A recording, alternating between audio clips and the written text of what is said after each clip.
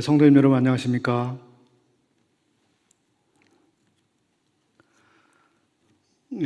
주일 말씀을 함께 나누겠습니다. 계속해서 저희들이 함께 모일 수 없는 사정 가운데 있습니다.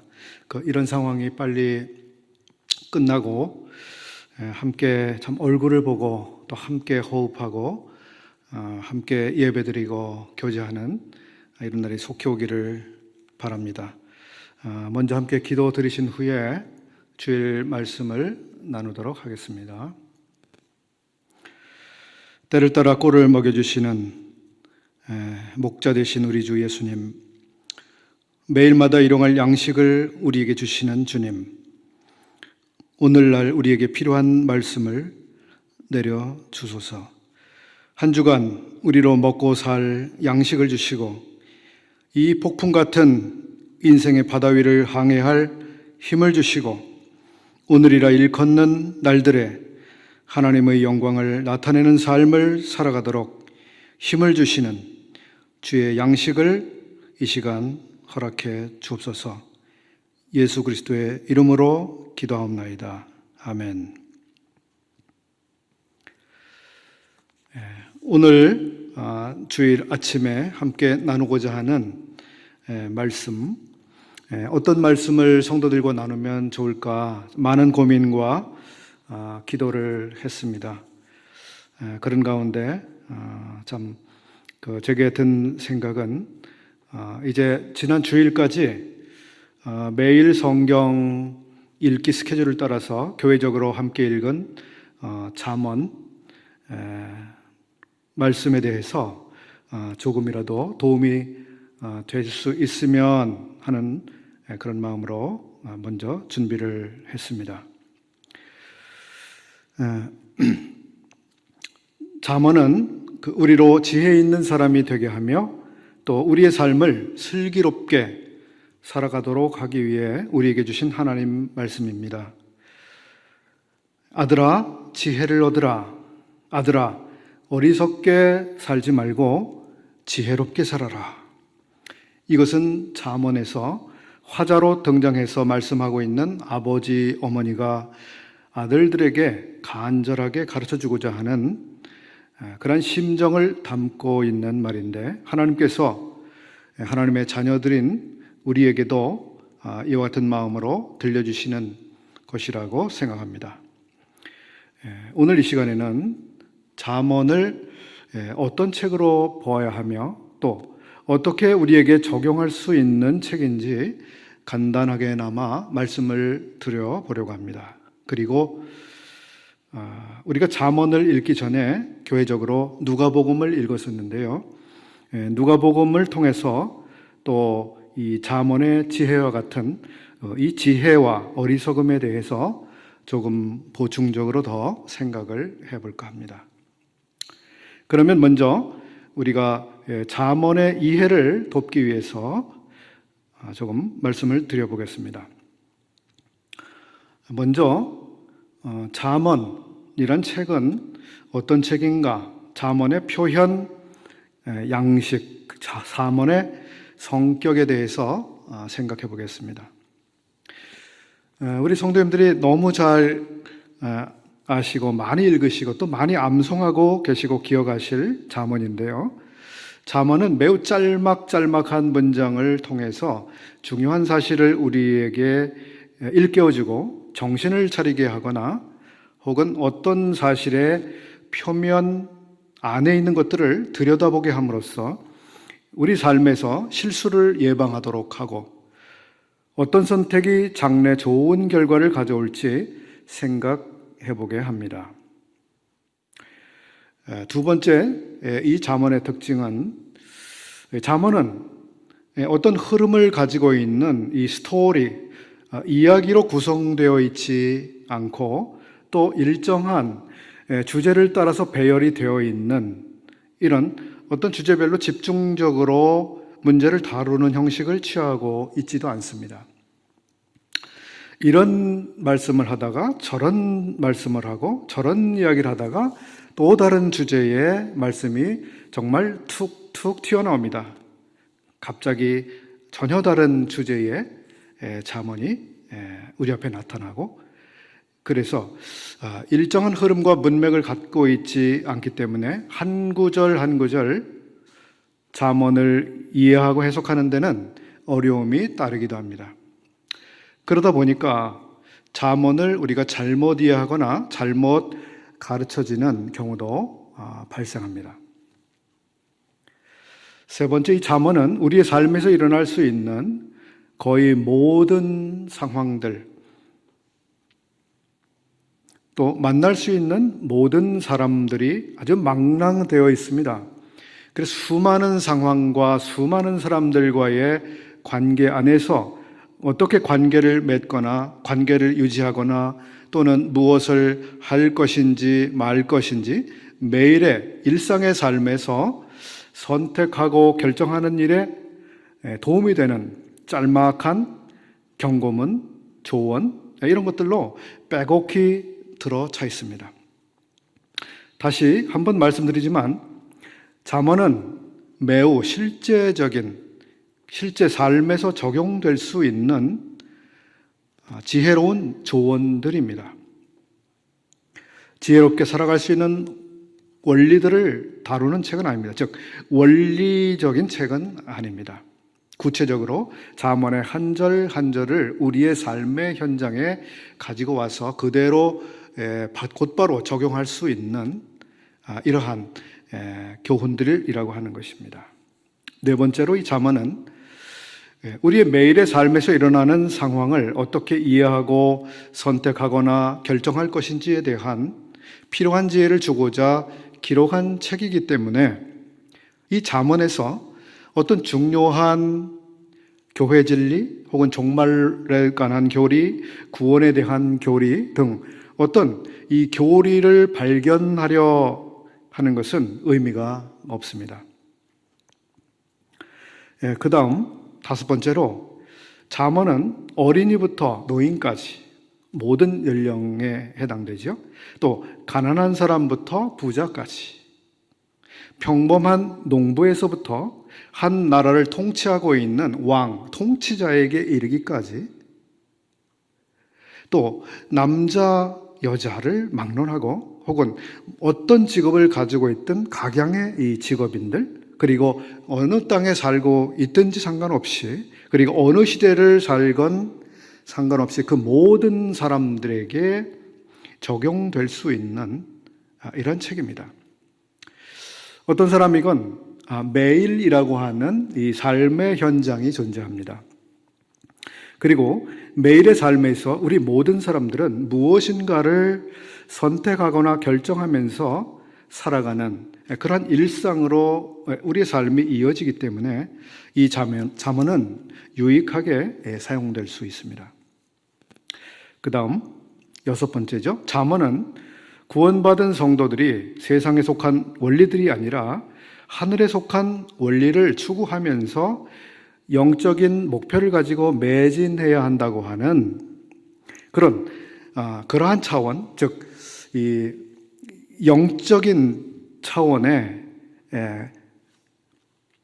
그러한 접근보다 이 한 사람의 일상적이고 평범한 실제 삶을 다루고 있습니다. 따라서 잠언의 짤막한 구절들은 성도들에게만 삶을 지혜롭게 살도록 유익을 주는 것이 아니라 성도가 아닌 사람들에게도 실제 그들의 삶에 유익을 가져다 줄 수 있는 책이기도 합니다.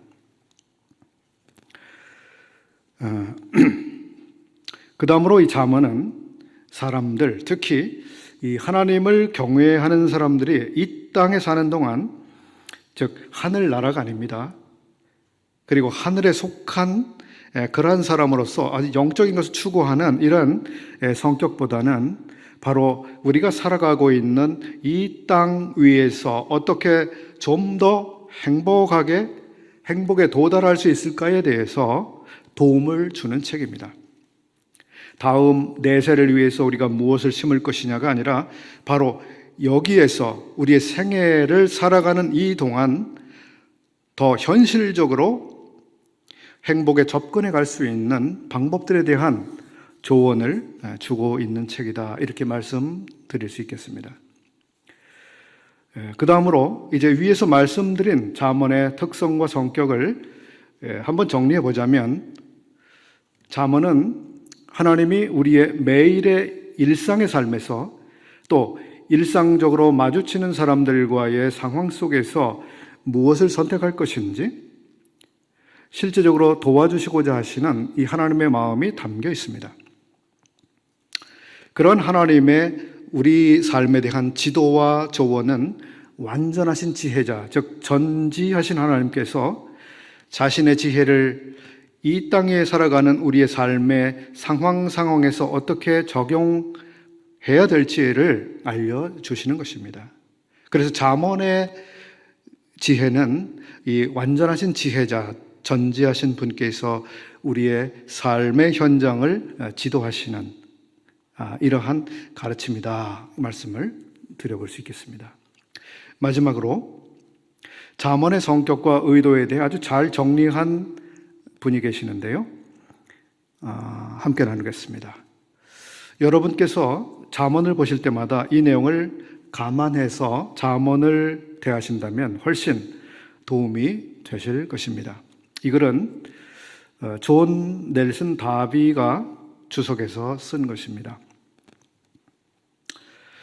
잠언은 우리에게 혼돈과 악으로 가득한 이 세상에서 삶을 살아가는 데 필요한 상세한 부분들을, 하늘과 땅을 창조하신 그 지혜를 적용하는 법을 보여준다. 하나님은 우리 실제 삶의 상황 속에서 그분의 지혜를 적용시키고 싶어 하시며 우리에게 보통 사람이 선택하는 길의 결과들을 창조자 자신의 지성을 통해서 보여주고 싶어 하신다. 잠언은 우리를 하나님에게서 온 지혜와 연결시켜준다. 잠언은 인간을 도덕적 완전 상태로 만들려고 하는 것은 목표하지 않고, 즉 도덕적으로 옳은 사람을 만들려고 하는 것이 잠언의 목적이 아니라 오히려 우리의 삶에서 실수를 피하게 해주고 또 하나님 앞에서 신중한 행실을 하도록 하려는 것이며, 이 땅과 이 세상에 있는 동안 실제적인 행복을 증진시키려는 데 있다. 다소 좀 복잡하시고 얼른 안 들어오실 수도 있겠습니다만 그렇습니다.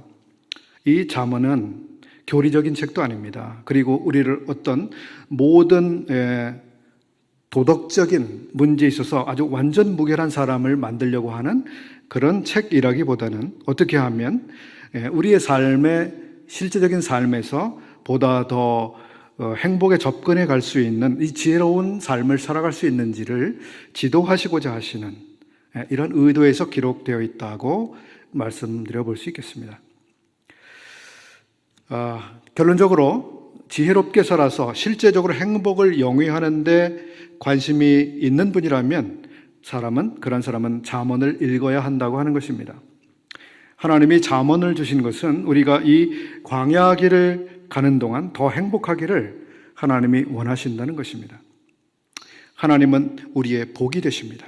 그리고 하나님은 우리의 복이 되실 뿐만 아니라 우리의 행복에 대해서도 관심이 있는 분입니다.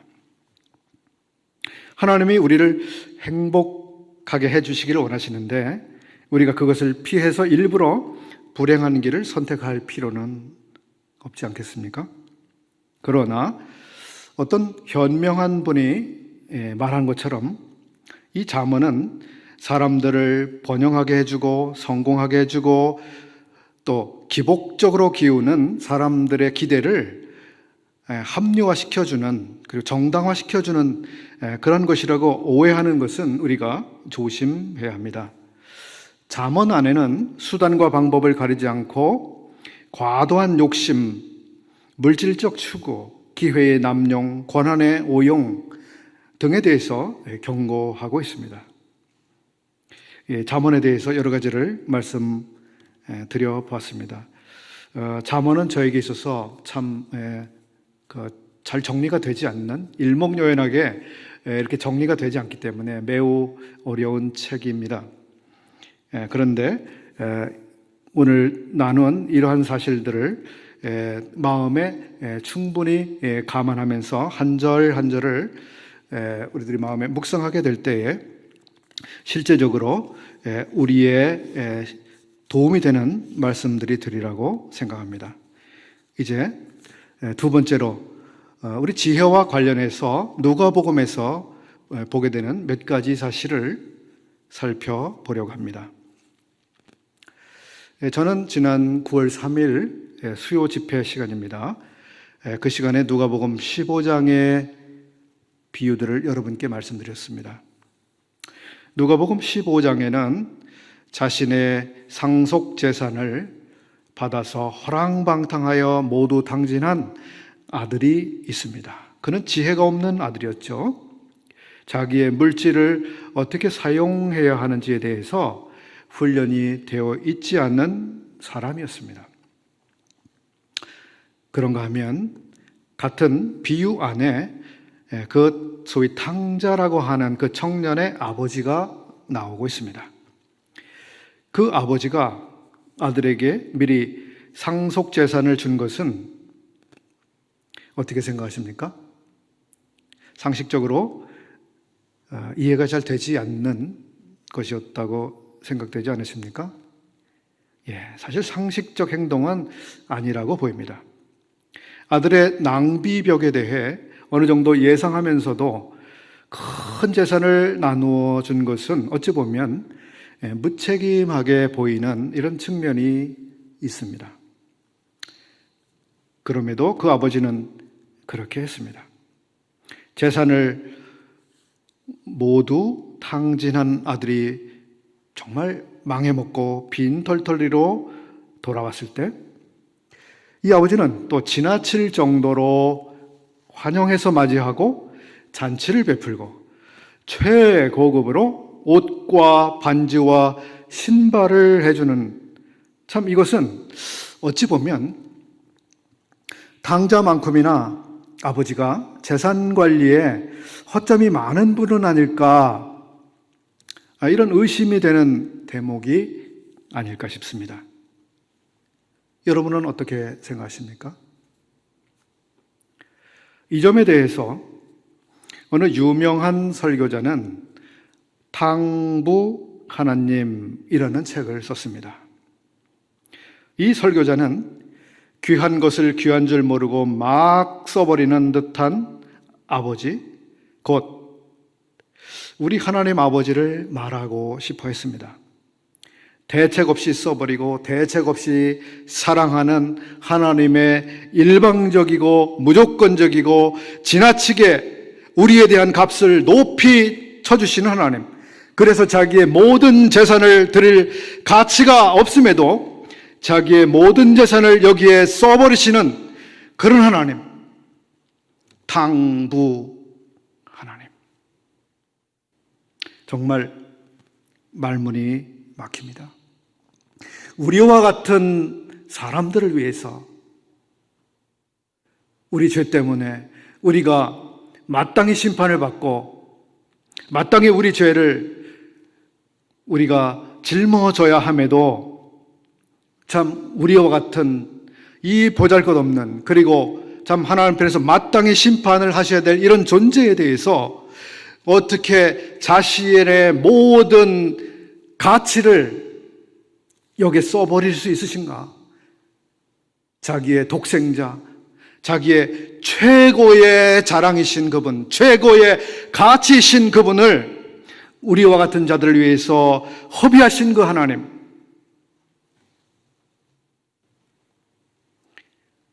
하나님 왜 그렇게 하셨을까요? 왜 우리와 같은 자들을 위해서 그렇게 하셨을까요? 이러한 하나님의 재산 관리 방식에 대해서 사도 바울은 자기 삶에서 동일하게 자신의 삶을 허비하는 자기의 헌신에 대해서 이렇게 짧게 소개했습니다. 고린도후서 12장 15절, 내가 너희 영혼을 위하여 크게 기뻐함으로 재물을 허비하고 또 내 자신까지 허비하리니. 여기 사도는 자기의 재물을 허비해왔고 허비하고 있다고 말하고 있습니다. 그리고 자기의 재물뿐만 아니라 자기 자신, 자기의 생명, 자기 존재 자신을 허비할 것이라고 고린도 성도들에게 말하고 있습니다. 이 사도는 자기 삶을 고린도 성도들에게 주고 있습니다. 사도를 알기를 우습게 여기는 그런 사람들, 은혜를 몰라도 한참 모르고 있는 그 사람들에게 자기를 허비하고 있는 것입니다. 우리는 이런 삶에서 허비라고 하는 옷을 입고 있지만, 그러나 지혜로 가득 들어차 있는 이 숭고함을 여기서 볼 수 있습니다. 두 번째로 이제 누가복음 12장, 누가복음 15장의 앞쪽에 12장의 또 다른 우리 어리석은 사람의 모습, 지혜로운 사람의 모습이 나오고 있습니다. 어리석은 부자라고 흔히 일컬어지는 사람이 12장 13절부터 21절에 나오고 있는데요. 그는 사업이 번창하고 나날이 성공하는 사업가입니다. 그는 수많은 저축을 해두고 스스로 만족해하고 있습니다. 그렇지만 하나님을 위해 사용한 비용, 다시 말해서 하나님께 저축한 그 예금고는 전혀 텅 비어있는, 예금이 제로 상태에 있는 그런 사람입니다. 이 사람이야말로 영적인 당자가 아닐까 싶습니다. 당자. 모든 것을 허랑방탕한 사람. 정말 중요한 것을 창고에 전혀 넣고 있지 않은 사람.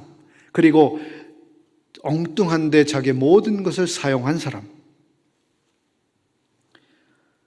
이 부자는 하나님을 위해 자기가 사용할 수 있는 재물들, 기회들, 힘, 이런 것들을 전혀 생각하지 않고 살았습니다. 그리고 자기의 인생을 말하자면 탕진해버렸습니다. 우리가 사는 주변에는 이런 사람들이 많이 있습니다. 누가복음 12장 20절 말씀을 읽어보겠습니다.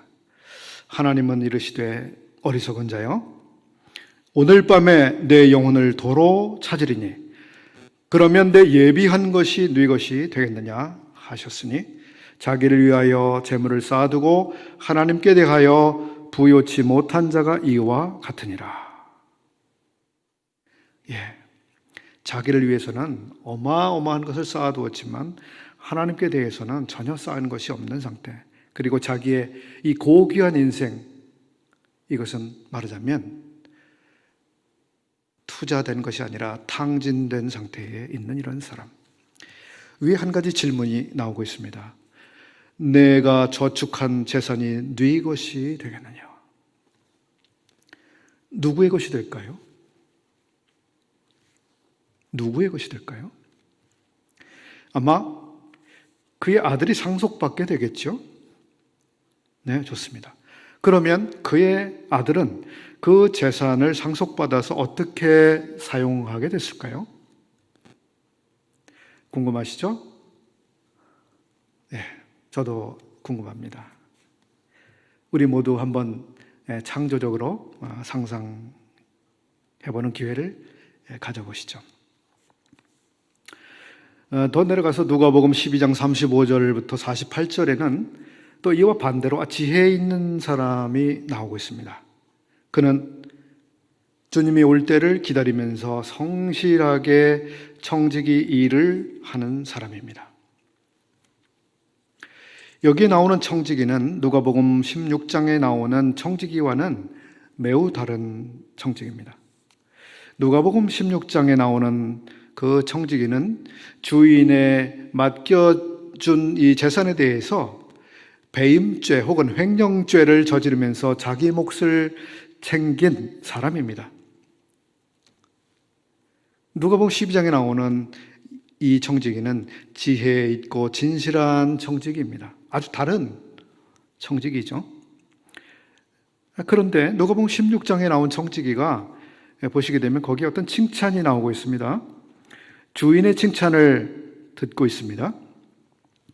그런데 잘 생각해 보면 거기서 그 불의한 청지기에 대한 이 칭찬은 사실 주님이 그 사람을 칭찬하고 있는 것이 아닙니다. 그를 고용한 어떤 주인이 그 청지기를 칭찬했다고 하는 사실입니다. 네, 하나님은 그런 사람을 칭찬하실 수가 없으시죠. 그리고 이렇게 생각해 볼 수도 있겠습니다. 그 고용주가 그 불의한 청지기에 대해서 칭찬한 것은 그 청지기 자신에 대해서 칭찬한 것이 아니라 그의 지혜로운 행위, 그의 지혜로운 행위에 대한 칭찬이었다고 하는 사실이라고 하는 것입니다. 우리는 여기 지상에 거주하고 있는 동안 지혜롭게 살아야 하겠죠. 그리고 누가복음 12장 35절부터 48절에 언급되고 있는 사람처럼 우리는 지혜로운 청지기가 될 뿐만 아니라 진실한 청지기가 되어야 합니다. 지혜롭기만 해서는 주님의 칭찬을 받지 못합니다. 지혜롭고 진실한 청지기, 이것을 주님이 우리의 삶에서 기대하고 계신 것이죠. 코로나19 전염병 시국을 우리가 살아가고 있습니다. 이 시국 가운데 우리 성도들에게 필요한 지혜는 그러면 어떤 지혜일까 한번 생각을 해봐야 되겠습니다. 저는 오늘 아침 지혜로운 삶으로 인도하고자 하시는 하나님의 책 잠언을 어떻게 읽어야 되는지 소개해드렸습니다. 그리고 누가복음에 나오고 있는 몇 사람을 통해서 지혜로운 사람의 모습, 특히 표면적으로 지혜로운 것이 아니라 영원히 가치 있게 평가될 삶이 무엇인지의 측면에서 지혜로운 자기 경영에 대해 말씀드리고자 했습니다.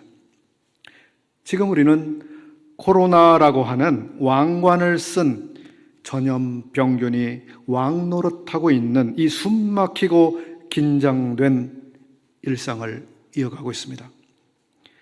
역대 어느 정권도 하지 못한 것을 코로나가 변화를 일으키고 있습니다. 사람들의 삶의 방식을 바꿉니다. 사람들의 패션을 바꿉니다. 사람들 간의 거리를 바꿉니다. 사람들의 말하는 방식을 바꿉니다. 이 답답하고 긴 시간과 이 거대한 흐름 속에서 우리에게 필요한 것이 무엇일까요? 지혜입니다. 지혜. 이 시국 가운데서 우리에게 필요한 것은 지혜입니다. 하나님은 왜 이런 일을 허용하셨을까?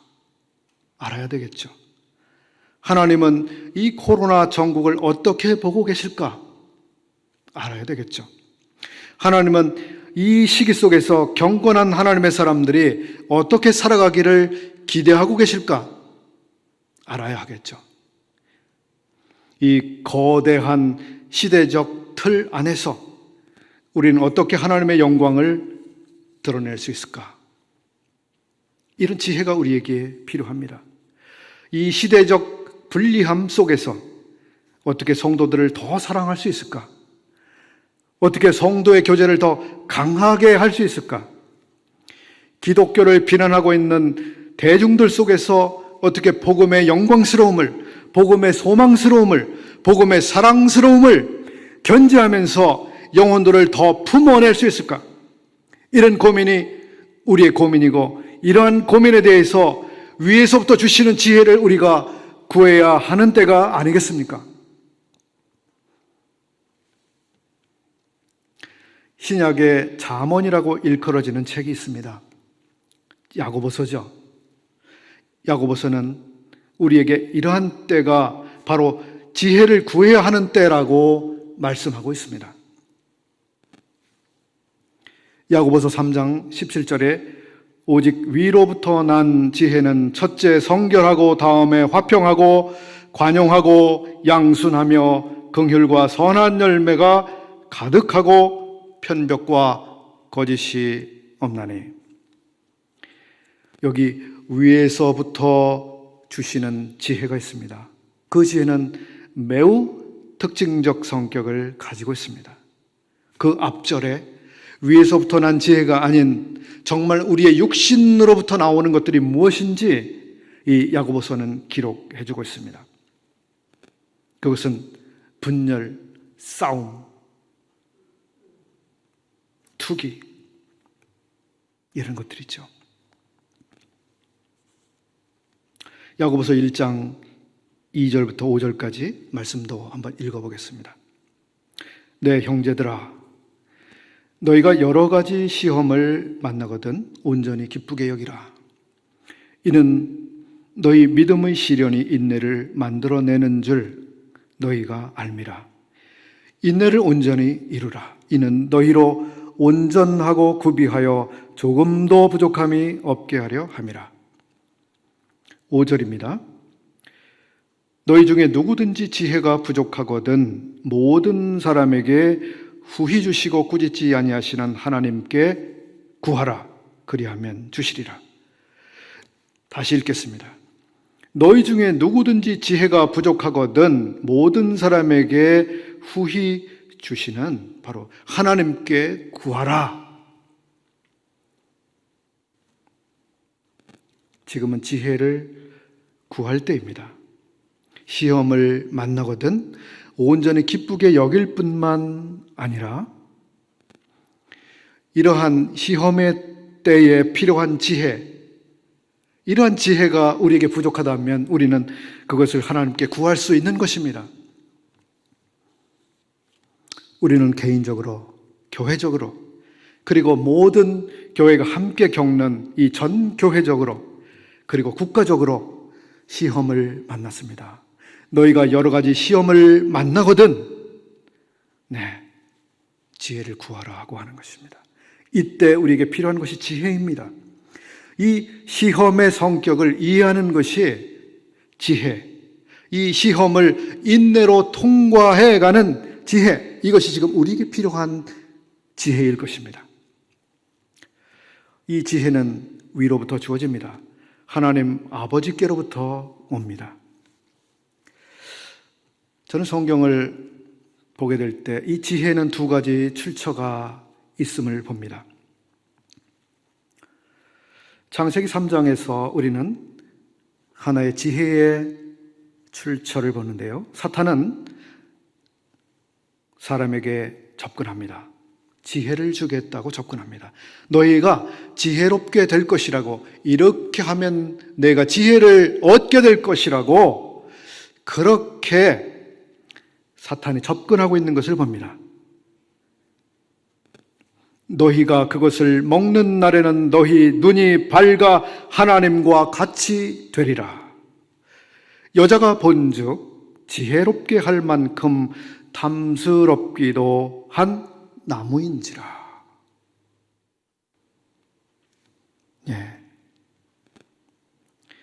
지혜롭게 할 만큼 그렇게 보였습니다. 그리고 마귀는 바로 인간이 바로 이 지혜를 소유하기를 원하는 이러한 마음을 이용해서 이제 스스로 자기의 눈이 밝아지려고 하는 이러한 사람의 경향을 이용해서 하나님의 말씀을 불순종하도록 이끌고 갔습니다. 사람은 지혜를 준다고 하는 이 사탄의 말에 속았습니다. 우리가 아는 대로 그날 이후 사람에게 생긴 지혜는 마귀의 속성을 닮은 지혜입니다. 자기를 망치고 배우자를 망치고 모든 선한 것들에게 사망과 분리와 아픔과 갈등을 가져오는 그러한 종류의 지혜를 사람이 갖게 되었습니다.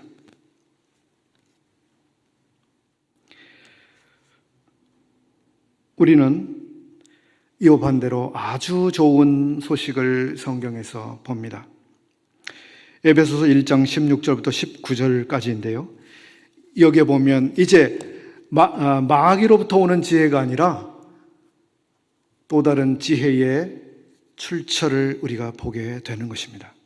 에베소서 1장 16절부터 19절을 찾아서 한번 읽어보도록 하겠습니다.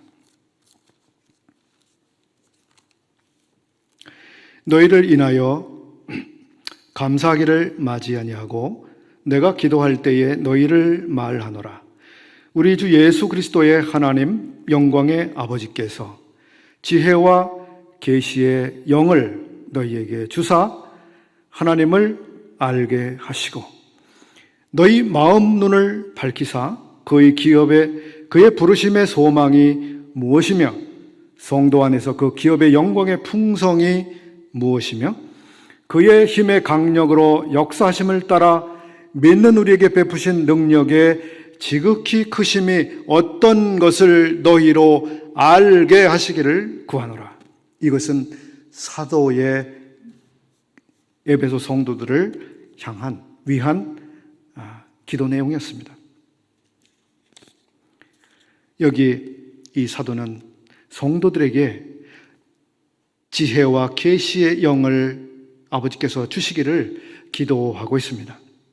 이 지혜와 계시의 영을 하나님께서 성도들에게 주실 때 비로소 사람들의 눈이 열립니다. 눈이 밝아집니다. 그래서 그 눈으로 성도들은 봅니다. 하나님을 알게 하는 그러한 눈입니다. 그리고 성도에게 주신 그 부르심의 소망이 무엇인지를 밝히 볼 수 있게 하는 그러한 눈이 열리게 되는 것입니다. 그리고 하나님께서 베푸신 그 능력이 얼마나 지극한지를 볼 수 있게 되는 그러한 눈입니다. 이러한 눈이 열려서 그러한 눈으로 보게 되는 지혜. 이 지혜가 오늘날 우리 성도들에게 필요한 지혜입니다. 하나님께서 이 코로나라고 하는 이 특별한 시대 상황 속에서 우리의 눈을 열어서 무엇을 보게 하실 것인지 주님 보게 해 주십시오.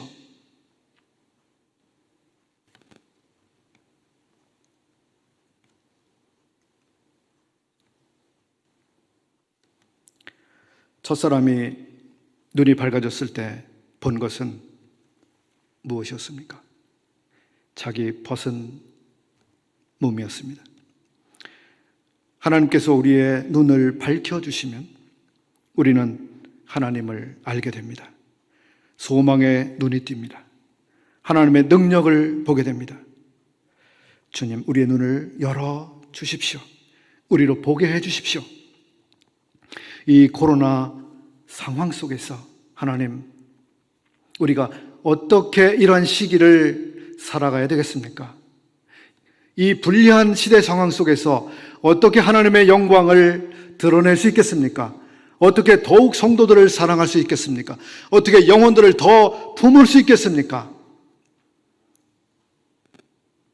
어떻게 우리가 이 상황 속에서 하나님을 더욱 배우고 더욱 성숙해질 수 있겠습니까? 어떻게 이러한 불리한 상황 속에서 하나님의 사명을 더 잘 감당해 나가는 우리 개인들이 되며 이 교회가 될 수 있겠습니까? 주님, 우리의 눈을 열어주십시오. 우리에게 지혜를 주십시오. 우리가 이 시간 지혜를 구합니다. 주님, 우리에게 지혜를 주십시오. 우리의 눈을 열어주십시오. 우리가 기도하기를 원합니다. 모든 성도들이 이런 기도를 함께 하시기를 원합니다. 주님, 우리가 이런 시대를 살아가고 있습니다. 저는 우리 눈을 열어서 우리 어떻게 하기를 원하시는지, 이 시대를 향하신 주님의 뜻이 어디에 계시는지, 이러한 일을 허락하신 주님의 뜻이 무엇인지 알게 해주십시오. 보게 해주십시오.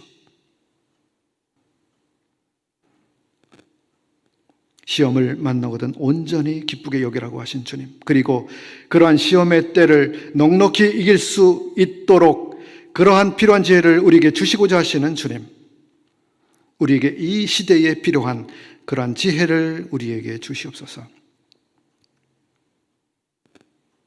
이 시간 허락하신 말씀을 감사합니다.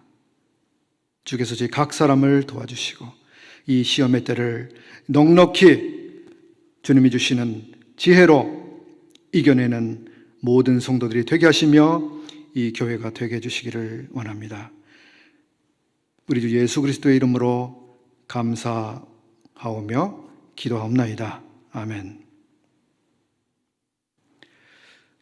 들어주셔서 감사합니다. 한 주간 동안 모든 성도님들 강건하시기를 빕니다. 고맙습니다.